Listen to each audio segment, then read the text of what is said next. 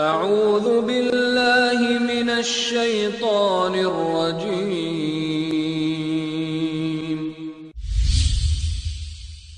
بسم اللہ الرحمن الرحیم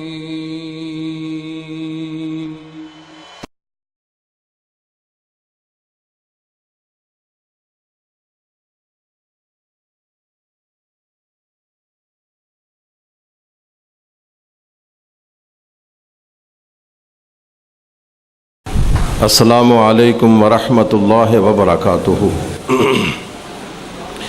ان الحمد للہ نحمده ونستعینه ونستغفره ونعوذ باللہ من شرور انفسنا ومن سیئات اعمالنا من يهده اللہ فلا مضل له ومن يضلله فلا هادی له وأشهد أن لا إله إلا الله وأشهد أن محمدًا عبده ورسوله أما بعد فإن خير الحديث كتاب الله وخير الهدي هدي محمد صلى الله عليه وسلم وشر الأمور محدثاتها وكل محدثة بدعة وكل بدعة ضلالة وكل ضلالة في النار اللهم صل على محمد وعلى آل محمد كما صليت على إبراهيم وعلى آل إبراهيم إنك حميد مجيد اللهم بارك على محمد وعلى آل محمد كما باركت على إبراهيم وعلى آل إبراهيم إنك حميد مجيد أعوذ بالله السميع العليم من الشيطان الرجيم يا أيها الذين آمنوا اتقوا الله حق تقاته ولا تموتن إلا وأنتم مسلمون يا أيها الناس اتقوا ربكم الذي خلقكم من نفس واحدة وخلق منها زوجها وبث منهما رجالا كثيرا ونساء واتقوا الله الذي تساءلون به والأرحام إن الله كان عليكم رقيبا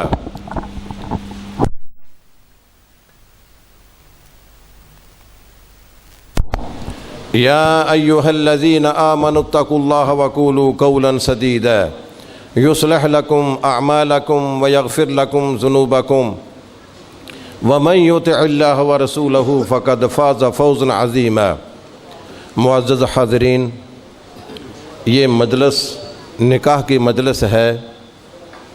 ہم مسلمان نکاح اس لیے نہیں کرتے ہیں یہ کوئی ملکی روایت ہے یا ہماری کوئی برادری کی رسم ہے۔ ہم نکاح جو کرتے ہیں اللہ کے حکم کی بجا آوری کرتے ہوئے اور اللہ تعالیٰ کی عبادت سمجھتے ہوئے اور انبیاء کرام کی سنت خیال کرتے ہوئے ہم یہ نکاح کا فریضہ ادا کرتے ہیں۔ اللہ تبارک و تعالیٰ نے قرآن مجید میں فرمایا ہے وَلَقَدْ أَرْسَلْنَا رُسُلًا مِّن قَبْلِكَ وَجَعَلْنَا لَهُمْ أَزْوَاجًا وَذُرِّيَّةً، اے میرے حبیب، ہم نے آپ سے پہلے جتنے بھی انبیاء بھیجے ہیں ان کی بیویاں بھی تھی اور ان کی اولاد بھی تھی۔ رسول اللہ صلی اللہ علیہ وسلم کا یہ طریقہ تھا کہ جب کوئی اہم کام کرنا ہوتا تو یہ 3 آیات کی تلاوت کرتے جو میں نے 3 آیات پڑھی ہیں۔ ان 3 آیات کا اس نکاح سے اور اس قائم ہونے والے نئے رشتے سے بڑا گہرا تعلق ہے۔ اس تعلق کو نبھانے کے لیے ضروری ہے کہ ان آیات کی مختصر سی تشریح کر دی جائے اور حاضرین بالعموم اور یہ برخوردار بالخصوص ان اصولوں کو ذہن میں رکھ لے تاکہ آئندہ زندگی جو ہے وہ ہماری کامیاب زندگی بن جائے، ایک مثالی زندگی بن جائے۔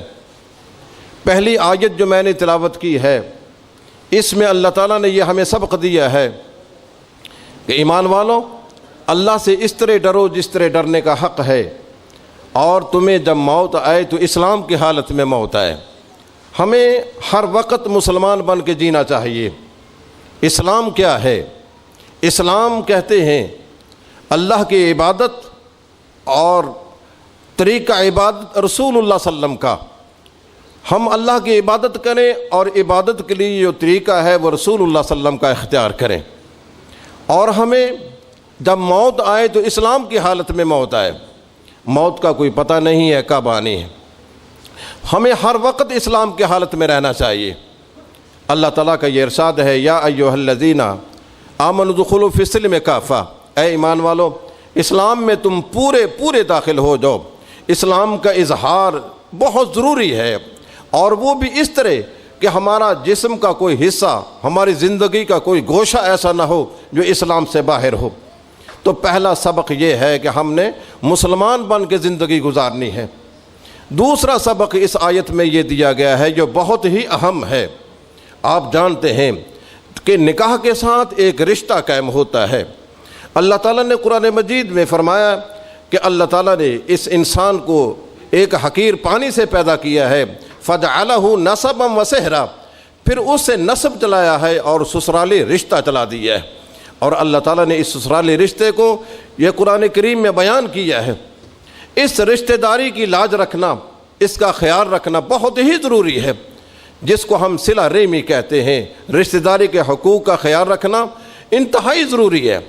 حضرت عبداللہ بن سلام رضی اللہ تعالی عنہ بیان کرتے ہیں، جب رسول اللہ صلی اللہ علیہ وسلم مدینہ طیبہ تشریف لائے تو پہلی بات جو آپ نے فرمائی ہے وہ یہی آپ نے کہا تھا، اے لوگو تم اللہ کی عبادت کرو، سلام کو عام کرو، واصل الارحام، اور رحم کے رشتے سے، اس رحم کے رشتے کو تر و تازہ رکھو۔ صلہ رحمی کیا ہے؟ صلہ رحمی کیا ہے؟ صلہ رحمی یہ ہے، آپ نے فرمایا کہ یہ نہیں ہے کہ آپ کے ساتھ اگر کوئی رشتہ دار اچھا برتاؤ کرتا ہے تو آپ اس کے جواب میں اچھا برتاؤ کر دیں، یہ تو ایک عدلے کا بدلہ ہے۔ حل جزاء الاحسان الا الاحسان۔ صلہ رحمی یہ ہے، اگر آپ کا کوئی رشتہ دار آپ سے اچھا برتاؤ نہیں کرتا ہے تو آپ اس سے اچھا برتاؤ کرتے رہیں، لیکن یہ کام بڑا مشکل ہے۔ اللہ فرماتے ہیں وَمَا يُلَقَّاهَا إِلَّا الَّذِينَ صَبَرُوا وَمَا يُلَقَّاهَا إِلَّا ذُو حَظٍّ عَظِيمٍ۔ یہ وہ لوگ کام کرتے ہیں جو بڑے صبر کیش ہوتے ہیں، اور یہ وہ لوگ کام کرتے ہیں جو بڑے ہمت والے اور جن کو اللہ نے اپنے فضل کا بڑا حصہ دیا ہوا۔ اس صلہ رحمی کا، دور کے جو رحم کے رشتے ہیں اس کو بھی برقرار رکھنے کی نبی کریم نے تلقین کی ہے۔ جب مصر فتح ہوا، اس وقت کے جو مسلمانوں کے چیف کمانڈر تھے حضرت عمرو بن عاص، انہوں نے کہا کہ یہ مصر کے جتنے بھی آدمی ہم نے گرفتار کیے ہیں، ہم ان کو غلام نہیں بنانا ہے، ہم نے ان کی عورتوں کو لونڈیاں نہیں بنانا ہے۔ کیوں؟ اس لیے کہ رسول اللہ صلی اللہ علیہ وسلم کا مصر والوں سے سسرالی رشتہ ہے۔ ماریہ قبطیہ جس کے بطن سے سیدنا ابراہیم پیدا ہوئے ہیں، وہ مصر کے رہنے والی تھی۔ اس لیے اللہ کے نبی کے فرمان کے مطابق ان تمام آدمیوں کو، عورتوں کو، غلاموں کو آزاد کر دیا گیا ہے۔ انہوں نے اس رشتے کی لاج رکھی ہے۔ رسول اللہ صلی اللہ علیہ وسلم فرماتے ہیں جو انسان یہ چاہتا ہے اسے دنیا میں عزت ملے، جو انسان یہ چاہتا ہے کہ معاشرے کے اندر اس کو معزز خیال کیا جائے، جو انسان یہ چاہتا ہے اس کی عمر میں برکت کر دی جائے، جو انسان یہ چاہتا ہے کہ اس کے رزق میں فراوانی کر دی جائے، اسے ایک ہی کام کرنا ہے کہ وہ صلہ رحمی کرے، رشتہ داروں کے ساتھ اچھا برتاؤ کرے، حسن سلوک سے پیش آئے۔ تو میرے عزیز بھائیوں، ہمیں چاہیے کہ اس رشتہ داری کو قائم رکھنے کے لیے اپنی قربانی دیں، اپنے جذبات کی قربانی دیں، ان کی ہمدردی میں شریک ہوں، ان کی غمی خوشی میں شریک ہوں۔ تو یہ صلہ رحمی کرنا، اس سے انسان کی عزت بڑھتی ہے۔ صلہ رحمی سے اللہ رزق میں فراوانی کرتے ہیں، صلہ رحمی سے اللہ عمر میں برکت کرتے ہیں۔ کافر انسان، اس کا کوئی عمل بھی اللہ کے ہاں قبول نہیں ہے۔ رسول اللہ صلی اللہ علیہ وسلم فرماتے ہیں اگر کافر صلہ رحمی کرے گا اللہ اس کو بھی اس کا بدلہ دیں گے، اس کی جزا دیں گے۔ اس لیے دوسری آیت میں جو اللہ تعالیٰ نے یہ سبق دیا ہے صلہ رحمی کا، رشتہ داری کو قائم رکھنے کا، اپنے نئے اور پرانے اور دور کے نزدیک کے جو رشتہ دار ہیں ان کے حقوق ادا کرنے کا، تیسری آیت میں اللہ تعالیٰ نے یہ سبق دیا ہے یا ایھا الذین آمنوا اتقوا اللہ وقولوا قولا سدیدا۔ قول سدید، قول سدید کیا ہے؟ کہ جو دل کے اندر ہو وہی زبان پہ آئے، سچائی کو، صداقت کو انسان اختیار کرے۔ یہ صداقت اختیار کرنے کا فائدہ یہ ہوتا ہے کہ انسان جنت کے قریب ہو جاتا ہے، اور اللہ تعالیٰ انبیاء کی رفاقت ان کو نصیب کرتا ہے۔ اللہ تعالیٰ نے اپنے انبیاء کی یہ صفت بیان کی ہے، صادق الوعد، وہ وعدوں کو سچا کرنے والے، اور رسول اللہ صلی اللہ علیہ وسلم کی یہ صفت ہے یصدق الحدیث، وہ سچی بات کرنے والے تھے۔ اس آیت میں میرے بھائیوں یہ سبق دیا گیا ہے، یہ قول سدید کو اختیار کیا جائے، سچائی کو اپنایا جائے، راست بازی کو اپنایا جائے۔ تو یہ تین اصول ہیں جو میں نے آپ کے سامنے رکھے ہیں، ایک تو مسلمان بن کے زندگی گزارنا، اور رشتہ داروں کے حقوق کا خیال رکھنا، اور قول سدید کو اختیار کرنا۔ ان تینوں باتوں کو آپ پلے باندھ لیں اور پھر اس کو آزمائیں۔ یہ اللہ کے نبی نے گارنٹی دی ہے، ضمانت دی ہے کہ جو انسان ان تین باتوں کو اپنائے گا نا، اللہ اس کی زندگی کو جنت کی نظیر بنا دے گا، وہ گھر ایک جنت کی مثال بن جاتا ہے۔ آپ بھی اس کو ذرا آزمائیں اپنے گھروں میں۔ ہمارے گھروں میں بڑے اختلافات ہیں، اور انسان بہت تنگ ہے آج اس معاشرے سے، اس گھریلو زندگی سے۔ ان اصولوں کو اختیار کریں ذرا۔ اگر آپ خوشحال بننا چاہتے ہیں، اگر آپ مطمئن آسودگی والی زندگی گزارنا چاہتے ہیں، اطمینان اور سکون لینا چاہتے ہیں، تو آپ اللہ کے لیے ان اصولوں کو اختیار کر لیں۔ مسلمان بن کے زندگی گزاریں اور صلہ رحمی کا خیال رکھیں اور قول سدید کو اختیار کریں۔ یہ تو تھا ان آیات کا مفہوم جو میں نے آپ کے سامنے بیان کیا ہے، اور میں آپ سے امید رکھتا ہوں کہ آپ میری ان باتوں کو پلے باندھیں گے اور ان کو آپ زندگی کا ایک حصہ بنا لیں گے۔ اب آئیے اس مقصد کی طرف جس کے لیے ہم جمع ہوئے ہیں، ایجاب و قبول۔ ایجاب و قبول، اصل نکاح یہی ہوتا ہے کہ لڑکی والوں کی طرف سے ایک پیشکش ہے، اس کو ایجاب بولتے ہیں، لڑکا اس پیشکش کو قبول کرتا ہے، اس کو ہم قبول کہتے ہیں۔ تو اب آئیے ہم اس ایجاب و قبول کی طرف آتے ہیں۔ معزز حاضرین، میں آپ کی موجودگی میں محمد افتخار بن محمد عنایت برخوردار میں جمیلہ کوثر دختر ذوالفقار علی کا نکاح آپ سے بعوض 5000 روپے کے جو ادا کر دیا گیا ہے، ان حاضرین کی موجودگی میں کرتا ہوں۔ کہ آپ کو قبول ہے؟ ہاں، ویسے تو ہمارے ہاں ایک دفعہ ہی کافی ہوتا ہے، لیکن تاکید کے طور پر پھر میں عرض کرتا ہوں کہ برخوردار محمد افتخار بن محمد عنایت میں جمیلہ کوثر دختر ذوالفقار علی کا نکاح آپ سے بعوض 5000 روپے کے جو ادا کر دیا گیا ہے، ان حاضرین کی موجودگی میں نکاح کرتا ہوں۔ کہ آپ کو قبول ہے؟ تمام ساتھی دعا کر دیں کہ اللہ تعالیٰ اس جوڑے میں محبت، الفت، پیار پیدا فرمائے، اور اس گھر کو اللہ تعالیٰ ایک جنت کی نظیر بنا دے، اور ہم سب کو اللہ تعالیٰ جنت الفردوس میں اسی طرح اکٹھا کر دے جس طرح آج ہم اکٹھے بیٹھے ہوئے ہیں۔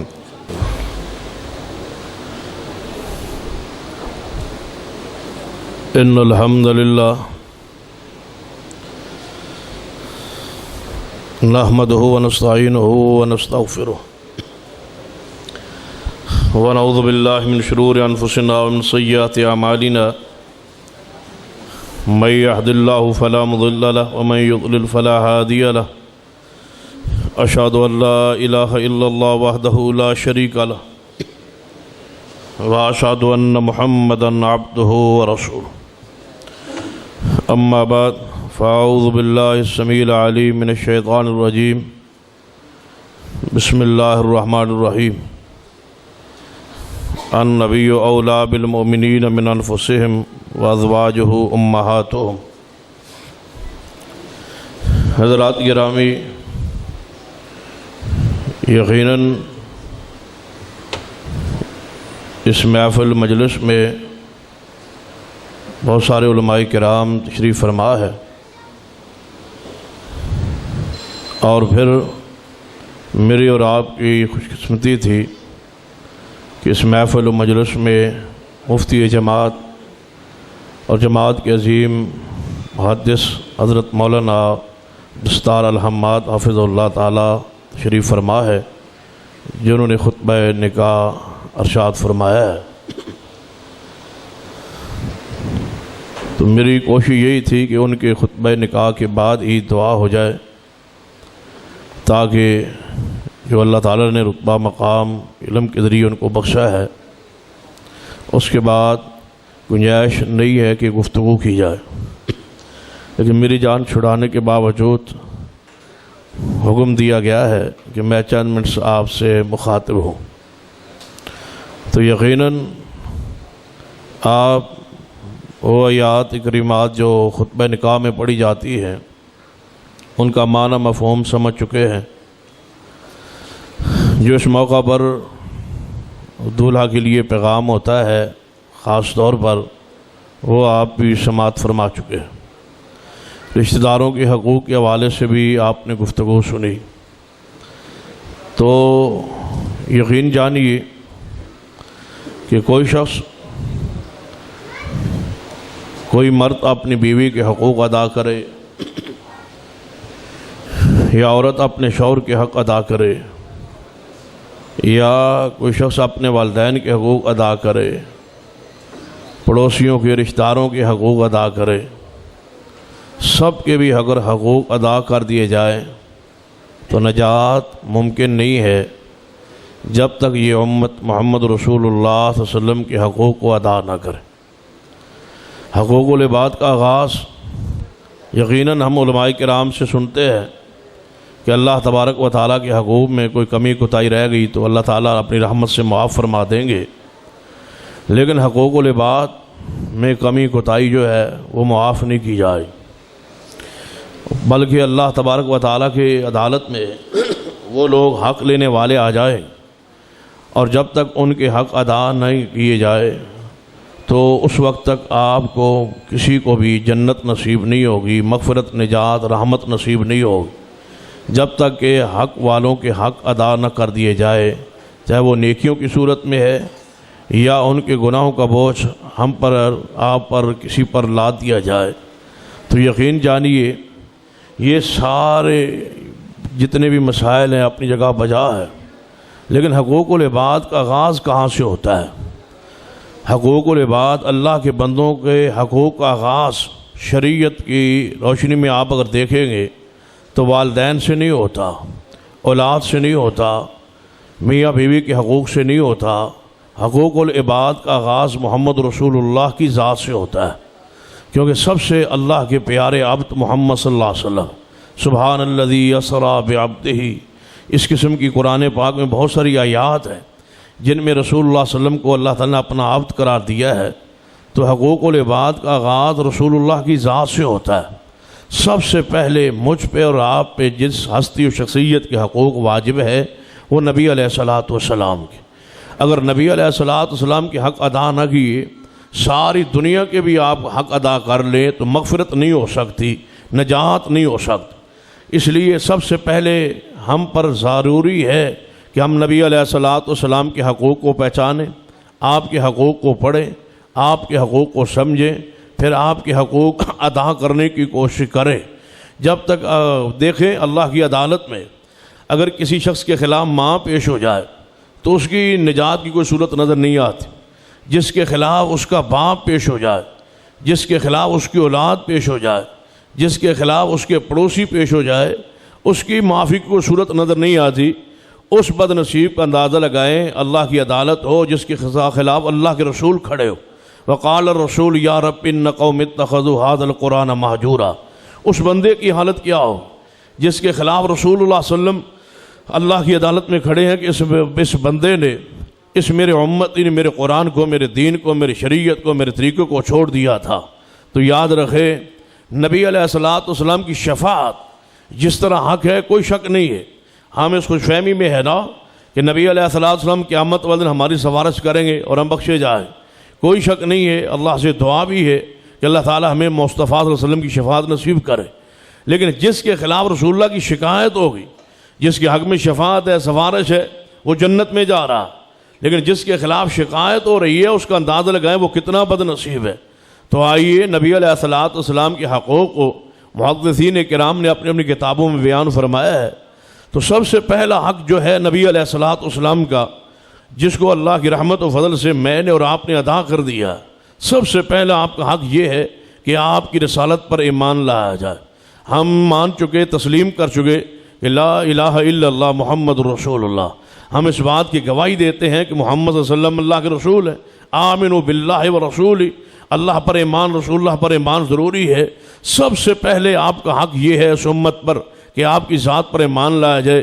صحیح مسلم کے اندر حدیث ہے، رسول اللہ صلی اللہ علیہ وسلم ارشاد فرماتے ہیں جس شخص کسی یہودی اور عیسائی کے کان میں یہ آواز پہنچ گئی کہ میں محمد صلی اللہ علیہ وسلم نے نبی ہونے کی حیثیت سے اعلان کر دیا ہے، اللہ نے مجھے نبی بنا دیا ہے، میری آواز، میری دعوت، میرا پیغام، میرا نام، میری رسالت کا پیغام اس کے کان میں پہنچ گیا اور اس نے مجھ پر ایمان نہ لایا تو وہ شخص جہنم میں جائے۔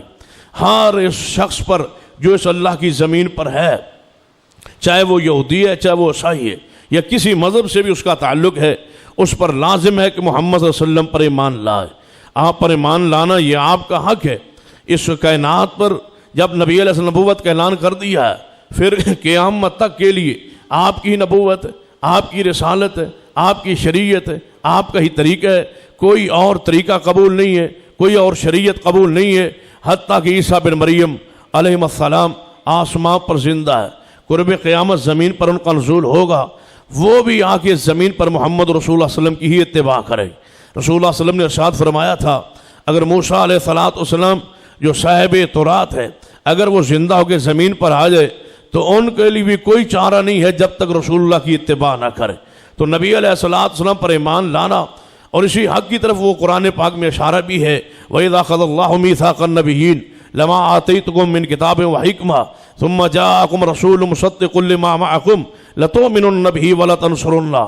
اللہ نے ہر نبی سے اپنے دور میں یہ وعدہ لے لیا تھا کہ جب آخری پیغمبر آپ کے دور میں آ جائے تو اس پر ایمان لانا آپ پر ضروری ہے۔ جب انبیاء پر ضروری ہے تو امتوں پر کیوں نہ ضروری ہوگا؟ تو ہر اس شخص پر جو اس اللہ کی زمین پر موجود ہے، چاہے وہ انسان ہے چاہے وہ جن ہے، اس پر لازم ہے کہ محمد صلی اللہ علیہ وسلم کی نبوت کو مانے، تسلیم کرے۔ یہ آپ کا اس امت پر پہلا حق ہے۔ آپ کا جو یہ پہلا حق ادا کر دے، ہر حق دوسرے حق کے ساتھ جڑا ہوا ہے، جو پہلا یہ حق ادا کر دے اس پر لازم ہے کہ وہ نبی علیہ السلام کی ذات کا دوسرا حق ادا کرے۔ دوسرا حق کیا ہے؟ کہ نبی علیہ السلام کی ذات کے ساتھ محبت کرے۔ جب تک ساری کائنات سے بڑھ کر، ساری مخلوقات سے بڑھ کر، حتیٰ کہ اپنی جان سے بڑھ کر رسول اللہ سے محبت نہیں ہوگی، اس وقت تک کوئی شخص مومن نہیں ہو سکتا۔ یہ حدیث صحیح البخاری میں موجود ہے کہ کوئی شخص اس وقت تک مومن نہیں ہو سکتا جب تک اپنی اولاد، والدین، حتیٰ کہ ساری کائنات سے بڑھ کے رسول اللہ صلی اللہ علیہ وسلم محبت نہ کرے۔ وہ محبت آپ کی ذات کے ساتھ ہو، وہ محبت آپ کی بات کے ساتھ ہو، وہ محبت آپ کے نام کے ساتھ ہو، وہ محبت نبی علیہ السلام کی سنت حدیث کے ساتھ، ہر اس شے سے محبت ہو جس کا تعلق محمد رسول اللہ صلی اللہ علیہ وسلم کی ذات کے ساتھ۔ آپ سے محبت کرنا ضروری ہے، فرض ہے، یہ آپ پر احسان نہیں ہے، بلکہ ہم نے آپ سے محبت کرنی ہے۔ یہ آپ کا اس امت پر حق ہے۔ جس طرح آپ کے ماں کے حق کو جانتے ہیں، باپ کے حقوق کو جانتے ہیں، رسول اللہ کے حقوق کو پہچانیں۔ اپنے پیر و مرشد جس کی ذات پر قیامت والے نجات ہوگی، ان کے حقوق کو پہچانیں۔ آپ کا حق امت پر یہ دوسرا ہے کہ ساری مخلوق سے بڑھ کے آپ کی ذات کے ساتھ محبت کی جائے، اور جو آپ کا یہ دوسرا حق بھی ادا کر لے اس پر لازم ہے کہ وہ آپ کا تیسرا حق ادا کرے۔ تیسرا حق آپ کا یہ ہے کہ آپ کا ادب و احترام کیا جائے، وَتُعَظِّرُوهُ وَتُوَقِّرُوهُ وَتُعَظِّرُوهُ وَتُوَقِّرُوهُ، آپ کی تعظیم ہو، آپ کی توقیر ہو، وہ آپ کی ذات کا ادب ہو، آپ کے نام کا ادب ہو۔ آپ کے نام کا ادب صحابہ کرام اس قدر کیا کرتے تھے، صحیح البخاری وغیرہ میں حدیث آتی ہے صلح حدیبیہ کے موقع پر قریش کے ساتھ معاہدہ لکھا جا رہا تھا۔ اس معاہدہ میں یہ الفاظ آگئے کہ یہ معاہدہ قریش مکہ کے درمیان اور محمد رسول اللہ کے درمیان طے ہو رہا، لکھا جا رہا۔ قریش مکہ نے اعتراض کیا کہ جب آپ کو ہم اللہ کے رسول مان لیں تو لڑائی کس بات کی ہے، جھگڑا کس بات ہے، اختلاف کس بات کا ہے؟ ہم آپ کو رسول اللہ نہیں مانتے، لہذا یہاں لکھو محمد بن عبداللہ، محمد رسول اللہ کے الفاظ کٹوا دو، یہاں لکھوانا پڑے گا آپ کو محمد بن عبداللہ۔ تو رسول اللہ صلی اللہ علیہ وسلم نے فرمایا سیدنا علی المرتضیٰ رضی اللہ تعالیٰ سے، اے علی، جی ہاں یا رسول اللہ صلی اللہ علیہ وسلم، فرمایا کوئی بات نہیں ہے، صلح کرنی ہے، صلح کے لیے کچھ قربانیاں دینا پڑتی ہے، تو آپ یہاں رسول اللہ کے بجائے محمد بن عبداللہ لکھ دیں اور محمد رسول اللہ کو کاٹ دیں۔ سیدنا علی المرتضیٰ نے کہا تھا یا رسول اللہ، میرے ہاتھ میں جسارت کیسے کہ میں محمد کے نام کو کاٹ دوں، رسول اللہ کے لفظ کو کاٹ دوں، یہ کیسے ہو سکتا ہے؟ یہ مجھ سے برداشت نہیں ہو سکتا۔ یہ صحابہ کرام کا ایمان تھا، یہ عقیدہ تھا، یہ منج تھا۔ ایک روایت میں آتا ہے سیدنا عمر فاروق رضی اللہ تعالیٰ کے سامنے ایک بندے کو لایا گیا جس نے شراب پی تھی، آپ کے سامنے لایا گیا. آپ نے اس سے پوچھا کہ تو نے شراب پی ہے؟ وہ کہنے لگا ہاں میں نے شراب پی. فرمایا تیرا نام کیا ہے؟ کہتا ہے میرا نام محمد ہے صلی اللہ علیہ وسلم. نبی صلی اللہ علیہ وسلم کے نام پہ نام رکھا ہوا تھا. سیدنا عمر جلال و جذبات میں آ کے کھڑے ہو گئے. فرمایا یا اس نام کو تبدیل کر دے یا بدبخت یہ شراب پینا چھوڑ دے. نام رسول اللہ کا رکھتے ہو آپ نے اندازہ لگائیں کہ ہمارے نام کے ساتھ علی لگتا ہے، کسی کے نام کے ساتھ ابو بکر لگتا ہے، کسی کے نام کے ساتھ سیدنا عمر لگتا ہے، کسی کے نام کے ساتھ سیدنا ابو ہریرہ، کہ سیدنا بلال، کوئی طلحہ، کوئی سعید، کوئی نبی علیہ السلام کے نام کے ساتھ اپنے نام کے ساتھ جوڑتا ہے محمد. آپ اندازہ کریں ایک بندے کا نام محمد ہو اور بندہ بے نماز ہو، نام محمد ہو بندہ بے دین ہو، بندہ نام محمد رکھے اور گانے سن رہا ہو، فحشی بے حیائی میں زندگی بسر کر رہا ہو، تو اس نے اس نام کے ساتھ کس طرح اس نام کی لاج رکھی ہے. تو ضروری ہے کہ آپ کی ذات کے ساتھ آپ کی ذات کا، آپ کے شہر کا، آپ کی ایک ایک چیز جس کا تعلق رسول اللہ کی ذات کے ساتھ ہو اس کا ادب کیا جائے، اس کا احترام کیا جائے. یہ ہر مسلمان پر لازم و ضروری ہے. جو آپ کا یہ تیسرا حق ادا کرے اس پر آپ کا چوتھا یہ حق ہے کہ قل ان کنتم تحبون اللہ فاتبعونی، کہ وہ دنیا کے دین کے ہر معاملے میں محمد رسول اللہ کی اتباع کرے. وہ خوشی کا موقع ہو، غمی کا موقع ہو، ہر معاملے میں رسول اللہ کی اتباع کرے. یہ اسلام کامل ترین دین ہے، اس مسئلے میں آپ آزاد نہیں ہیں. اور میں کہا کرتا ہوں جس شخص نے کلمہ اسلام کو پڑھ لیا ہے، کلمہ اسلام پڑھنے میں جبر نہیں تھا. آپ کو کسی نے زبردستی تلوار آپ کی گردن پر رکھ کے کسی نے نہیں کہا کہ آپ کلمہ اسلام پڑھیں. آپ نے خوشی سے، چاہت سے، رضا سے. اسلام کا تو یہ اصول ہے لا اکراہ فی الدین، کہ دین میں زبردستی نہیں، جبر نہیں. آپ نے خوشی سے، چاہت سے اسلام کو قبول کیا ہے. لیکن اسلام کو قبول کر لینے کے بعد اگر کوئی شخص یہ کہے کہ میں اس پہ عمل نہیں کر سکتا تو میں اس سے کہہ سکتا ہوں کہ اسلام کو تو نے قبول کیوں کیا. اگر قبول کیا اپنی چاہت سے پھر اس کو مانیے، اس پر عمل کیجیے، اس کی ایک ایک بات کو پڑھیے، پرکھیے اور اس پر عمل کیجیے. صحابہ کرام کیسے کھرے لوگ تھے. ایک شخص آیا رسول اللہ علیہ وسلم کے پاس، کہتا ہے یا رسول اللہ علیہ وسلم میں زنا کا عادی ہوں، مجھے اجازت دے دے زنا کی، میں اسلام قبول کر لیتا ہوں. یعنی اپنے جو عیب ہے، نقص ہے، اس کو پہلے بیان کیے. رسول اللہ نے سمجھایا، اللہ نے اس کو ہدایت بخشی. نبی علیہ السلام اس کے لیے دعا کی تو اللہ تعالیٰ اس کے دل کو پاک و صاف کر دیا. لیکن یہ پہلے بتلا رہا ہے کہ میں زنا کا عادی ہوں، اگر اسلام میں اجازت ہے تو میں اسلام میں داخل ہوتا ہوں، اگر اجازت نہیں ہے تو میں اسلام کو قبول ہی نہیں کرتا. رسول اللہ نے سمجھایا، دین کو سمجھایا، بے حیائی کے نقصانات کو سمجھایا، پھر اسلام قبول کیا. اس طرح ایک عورت آتی ہے، یا رسول اللہ صلی اللہ علیہ وسلم مجھے اسلام کو سمجھائیں. آپ نے اسلام کو سمجھایا اور فرمایا اگر اسلام قبول کر لینے کے بعد تجھے کوئی شخص فوت ہو جائے تو اس کی موت پر بین وغیرہ کرنے کی اجازت نہیں ہوگی. وہ کہتی ہے یا رسول اللہ نہیں. فرمایا نہیں، پہلے سوچ لو پھر اسلام کو قبول کرو. اس طرح ایک عرابی آتا ہے، صحیح البخاری وغیرہ میں حدیث آتی ہے، آپ سے کلمہ اسلام کے بارے میں پوچھتا ہے، آپ سے قسم اٹھواتا ہے، پھر اسلام کو قبول کرتا ہے. اس کے بعد رسول اللہ صلی اللہ علیہ وسلم سے عرض کرتا ہے یا رسول اللہ میں اس دین میں نہ کمی کروں گا نہ زیادتی کروں گا، جو کوئی سنا اس پہ عمل کروں گا. رسول اللہ فرماتے ہیں افلح ان صدقہ دخل الجنہ ان صدقہ، اگر یہ اپنے قول میں سچا ہے تو جنت میں داخل ہو گیا ہے. اسلام قبول کر لینے کے بعد ایک بندہ ہے وہ فوج میں بھرتی ہونے کے بعد کہے میں وردی نہیں پہنتا. بھائی تجھے بے وقوف پہلے نہیں پتا تھا کہ اسلام جناب فوج میں بھرتی ہونا ہے، اس کے بعد وردی پہننا پڑے گی، اس کی وردی پہننا پڑے گی. ایک بندہ پولیس میں بھرتی ہوتا ہے، کہتا ہے میں اس کے قواعد نہیں مانتا. بھائی پہلے سوچنا تھا کہ میں پولیس میں بھرتی ہو جانے کے بعد مجھ پر کیا پابندیاں لاگو ہوں گی. آپ کو اسلام قبول کرنے سے پہلے سوچنا تھا کہ اسلام میں نماز ہے، اسلام میں زکوٰۃ ہے، اسلام میں روزہ ہے، اسلام میں حج ہے، اسلام میں یہ شکل و صورت ہے، اسلام میں یہ چیز حلال ہے، یہ حرام ہے. تو اسلام کو قبول کرنے سے پہلے سوچنا تھا. اسلام قبول کرنے کے بعد آپ کہتے ہیں یہ بات میں نہیں مان سکتا، اس پر میں عمل نہیں کر سکتا، یہ ماحول نہیں مانتا، یہ برادری نہیں مانتی، یہ سوسائٹی نہیں مانتی، یہ دوست نہیں مانتے، یہ ماحول نہیں مانتا. یہ مومن نہیں ہے. مومن وہ ہے جو اسلام قبول کرنے کے بعد ہر قسم کے اختیارات کو ختم کر کے اپنے وجود پہ محمد کی سنت کو نافذ کر، آپ کی بات کو مان، آپ کی اتباع کرے اسلام قبول کر لینے کے بعد. اور یہ آپ کے 4 حق ہیں. اور 5واں حق آپ کا یہ ہے کہ جب کسی مسئلے میں اختلاف ہو جائے فَلَا وَرَبِّكَ لَا يُؤْمِنُونَ حَتَّى يُحَكِّمُوكَ فِي مَا شَجَرَ بَيْنَهُمْ. اپنے تمام اختلافی مسائل و عقائد و نظریات میں فیصلہ اللہ کے قرآن سے ہو، فیصلہ رسول اللہ علیہ وسلم کی حدیث آپ کی سنت سے ہو. یہ آپ کا حق ہے. اور یہ جو آدمی یہ 5 حق ادا کر لے اس پر چھٹا حق پیغمبر صلی اللہ علیہ وسلم کا یہ ہے جو آج کی محفل نشست میں آخری میں آپ کے سامنے بیان کرتا ہوں. جو 5 یہ حق ادا کر لے اس پر چھٹا حق یہ ہے کہ ان اللہ و ملائکتہ یصلون علی النبی یا ایھا الذین آمنوا صلوا علیہ وسلموا تسلیما، کہ وہ پیغمبر کی ذات پر کثرت کے ساتھ درود و سلام پڑھے. یصلون علی النبی، کثرت کے ساتھ محمد رسول اللہ صلی اللہ علیہ وسلم پر درود و سلام پڑھے. اور یہ ہر دکھ، ہر مصیبت، ہر غم، ہر پریشانی کا حل.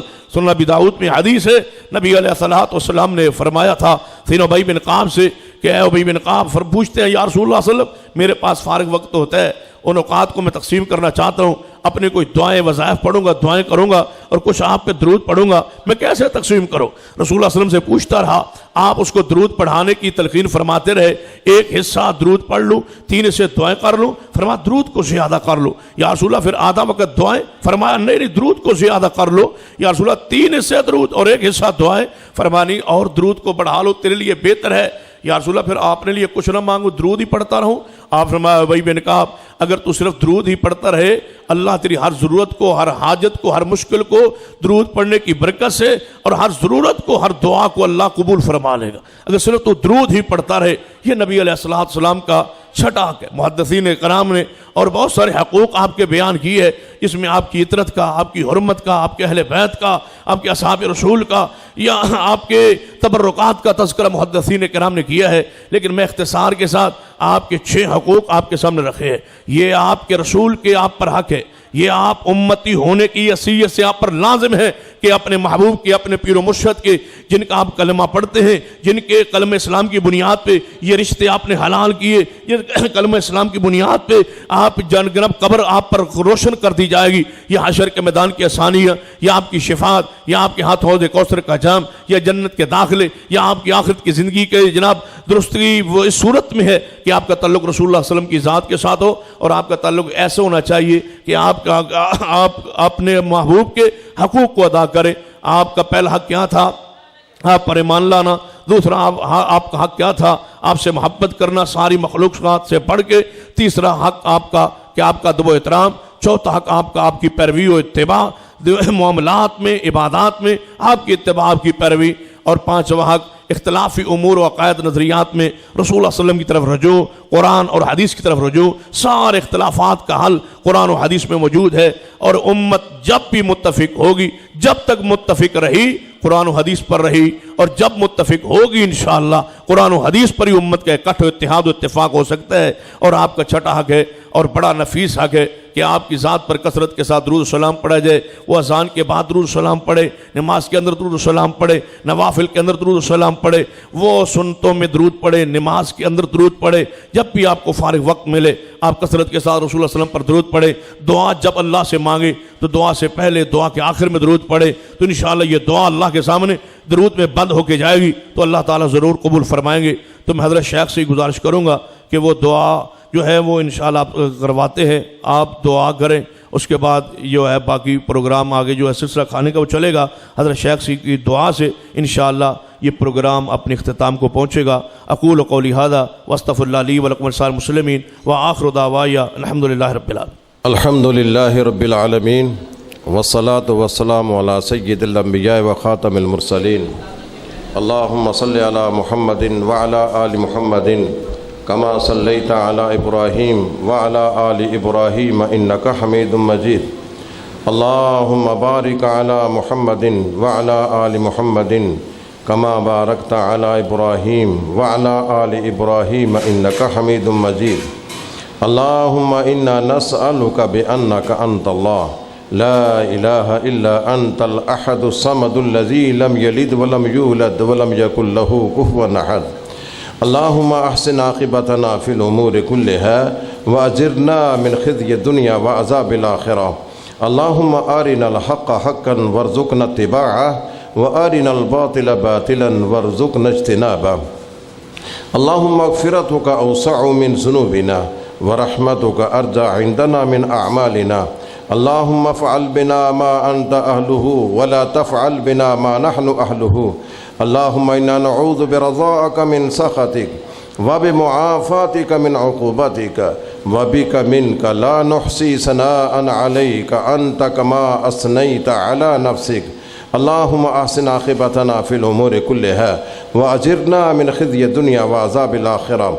اللهم آت نفوسنا تقواها وزكها انت خير من زكاها انت وليها ومولاها. ربنا ظلمنا انفسنا وان لم تغفر لنا وترحمنا لنكونن من الخاسرين. ربنا اغفر لنا ولإخواننا الذين سبقونا بالإيمان ولا تجعل في قلوبنا غلا للذين آمنوا ربنا إنك رؤوف رحيم. ربنا هب لنا من أزواجنا وذرياتنا قرة أعين واجعلنا للمتقين إماما. ربنا تقبل منا إنك أنت السميع العليم وتب علينا إنك أنت التواب الرحيم. وصل على محمد وآله وأصحابه أجمعين برحمتك يا أرحم الراحمين.